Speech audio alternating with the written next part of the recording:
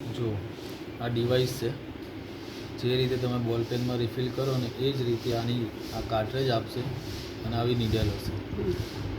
સૌથી પહેલાં આની કેપ કાઢી લેવાની, પેન અહીંથી પકડવાની અને આને ખાલી એન્ટી ક્લોકવાઇઝ ખોલી દેવાની. આની ઉપર એક પેકિંગ હશે, નવી કાર્ટ્રેજ હશે એટલે એ રેપર કાઢવાનું, આને નહીં ખોલવાનો અને આ રીતે એને અંદર મૂકી દેવાનું. આ નાનો ભાગ નીચે આવશે ને બ્લેક ઉપર હશે અને આ પેન પાછી ક્લોકવાઇઝ પાછી બંધ કરી દેવાની. આ ટાઈપની નીડલ હશે, ઉપર પેકિંગ કેપ હશે, એને રિમૂવ કરી દેજો. સીધી પહેલાં આને પ્રેસ કરવાની અને થર્ડ ટાઈપ આને આંટા ચડાવી દેવાના. ટાઈટ થઈ જાય, બહુ નહીં, લાઇટલી ટાઈટ થાય એટલે આ ખેંચી નાખવાનું. હવે અંદર ઇન્સ્યુલિનની બોટલ બી આવી ગઈ, નીડલ બી આવી ગઈ, આટલી સોય આવશે.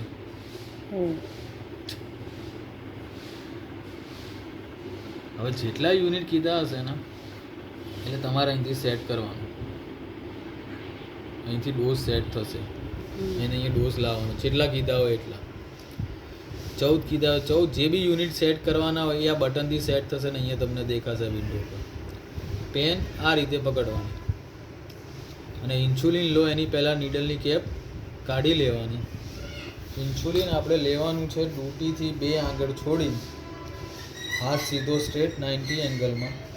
સોયને અંદર ઇન્જેક્ટ કરવાની. સોય અંદર જાય એટલે બટન આખું પ્રેસ કરી દેવાનું. પ્રેસ કરી દેશો એટલે અહીંયા પાછું 0 આવી જશે. 0 આવે પછી 10 સેકન્ડ હોલ્ડ કરવાનું, પછી પેન બહાર કાઢવાની. આ નીડલની કેપ જે કાઢી હતી એને પાછી લગાવી દેવાની. આ પેનનું ઢાંકણું બંધ કરીને પાછી આને ફ્રીજમાં મૂકી દેવાની, જ્યાં પાણીની બોટલ ને શાકભાજી મૂકતા હોય ત્યાં. જ્યારે લેવાની થાય એટલે 10 મિનિટ પહેલાં કાઢીને બહાર રૂમમાં મૂકી દેજો, પછી ઇન્જેક્ટ કરજો. ઠંડુ ઇન્જેક્ટ કરતા નહીં. ડ્યુટીથી 2 આંગળ છોડીને એક દિવસ, બીજા દિવસે ડ્યુટીથી 3, પછી ડ્યુટીથી 4. 3 દિવસ આ બાજુ, 3 દિવસ આ બાજુ, એક દિવસ આ થાઈસ પર, એક દિવસ આ થાઈસ પર. આ પતી જાય એટલે પાછું રૂટીન ચાલુ કરવાનું. પેન પગે લેશો એટલે આ રીતે 90 એંગલમાં આવશે અને એબ્ડોમેન પર લો એટલે આ રીતે 90 એંગલમાં આવશે. લેવાનું છે 90 એંગલમાં જ. આની સોય 3 દિવસ થાય એટલે બદલી નાખજો. એકની એક સોય યુઝ કરતા નહીં. સોય વળી જાય અથવા વધારે પેઇનફુલ લાગે તો બી બદલી નાખજો, નહીં તો આની આ યુઝ કરશો તો એમને વાગશે તો બૂમો પાડશે. બરાબર.